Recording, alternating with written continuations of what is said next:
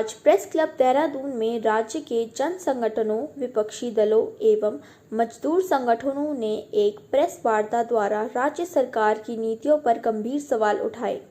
हाल में खबर आ रही है कि राज्य में अवैध निर्माण हटाने के नाम पर कुछ मलिन बस्तियों को भी उजाड़ा जा रहा है।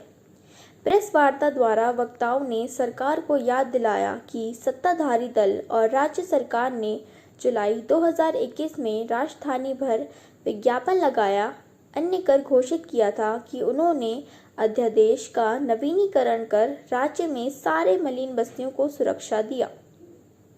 वक्ताओं ने भी उठाया कि 2018 से लगातार मांग उठा रही है कि अतिक्रमण हटाने के नाम पर किसी भी परिवार को बेघर नहीं किया जाना चाहिए। 2018 में उच्च न्यायालय ने आदेश दिया था कि देहरादून की कई मलिन बस्तियों को हटाया जाए।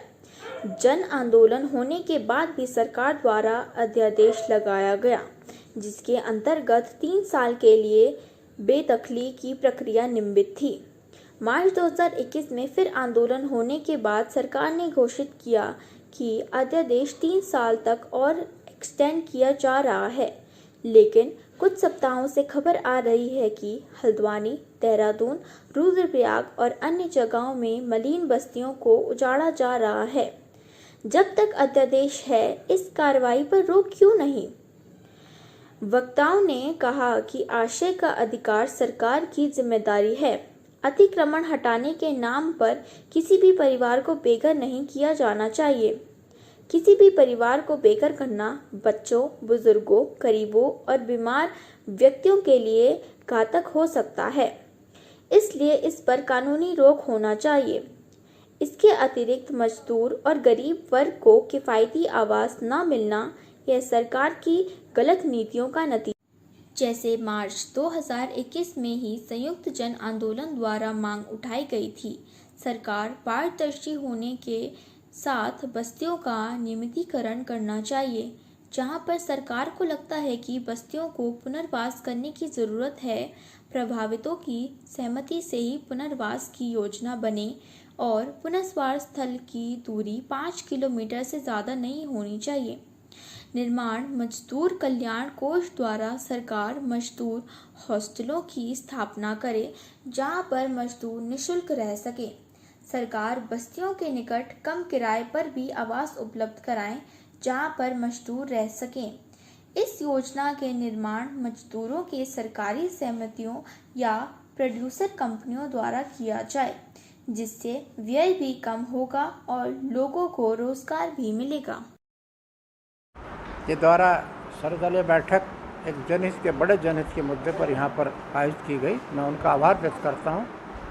यह जन सरोकारों से जुड़ा मुद्दा है, जो मलिन बस्ती को उजाड़ने के भय, आतंक का वातावरण पूरे शहर में है, इसी तरह पूरे प्रदेश में भी है। तो हम सरकार से अपील करना चाहेंगे, क्योंकि मैं शहर में उस समय विधायक था 85-86, जिसमें ज़्यादातर शहर के चारों तरफ की बस्तियों में लोग बसे थे, सड़कें बनी थी, पानी बिजली की सुविधाएं दी गई। दोनों बिंदाल और रिस्पना पर हमने पुस्ते लगाए, बाढ़ सुरक्षा का काम किया, नदी के बहाव को नहीं रोका गया किस तरह से।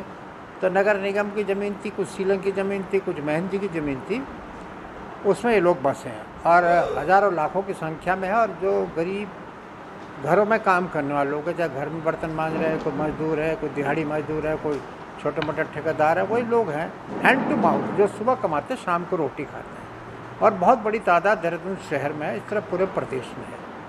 तो हमारी तो सरकार से ये अपील है कि इनका सर्वेक्षण किया जाए।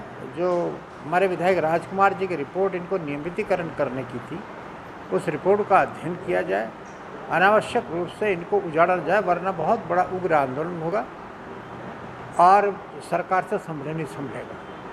क्योंकि आप जहाँ सीलिंग की ज़मीन है उसे निकालिए, जो गोल्डन फॉरेस्ट की ज़मीन जो सुप्रीम कोर्ट ने राज्य सरकार में निहित की उसको निकालिए। वो हज़ारों एकड़ कहाँ है? वो तो बड़े बड़े पूंजीपतियों के हाथ में शिकंजे में है। बड़े बड़े होटल, बड़े बड़े मॉल बने हैं, बड़े बड़े इंस्टीट्यूट बने हैं। निकालो उसको, पहले कार्रवाई वहाँ करो ना। एक गरीब को झोंपड़े को उजाड़ तो सरकार को कुछ नहीं मिलेगा। हो जाइए मसूरी से नीचे शुरू डाइवर्जन से, पता लग जाएगा। इसलिए इस पर सरकार को गंभीर होना चाहिए। जनहित का मुद्दा है। जो सरकार ने वायदा किया था कि मलिन बस्तियों का नियमितीकरण होगा, उजाड़ा नहीं जाएगा, उस अपने वायदे पर खड़े रहें, अध्ययन करें, स्टडी करें। लेकिन ये भय का वातावरण जब पूरे प्रदेश में, हमारी नैतिक जिम्मेदारी है उस गरीब के, उस मजदूर किसान के साथ खड़ा और जिसके साथ अन्याय होता है। बड़े बड़े होटलर्स को, बड़े बड़े इंस्टीट्यूट को, बड़े उनको भी तो 2-4 को उजाड़ कर देखो ना, पता लग जाएगा। एक नहीं छेड़ सकते आप। गरीब का झोंपड़ा तो कोई भी बुलडोजर चला देगा, उससे बड़ा नाम नहीं होगा। इसलिए इस परंपरा को बुलडोजर की छोड़ के गरीब के हितों को संरक्षण दें। उनको जहाँ बसें हैं, अगर सरकार की ज़मीन है, सरकार की ज़मीन का सर्वेक्षण करें, वहाँ सुरक्षित जगह पर बसाएं उनको। मैं तो गोल्डन फॉरेस्ट सेलिंग की ज़मीन का उदाहरण दिया, कहाँ सेलिंग की ज़मीन से रकम की। तो ये सारी चीज़ें हैं, इसलिए सरकार इसको बड़ी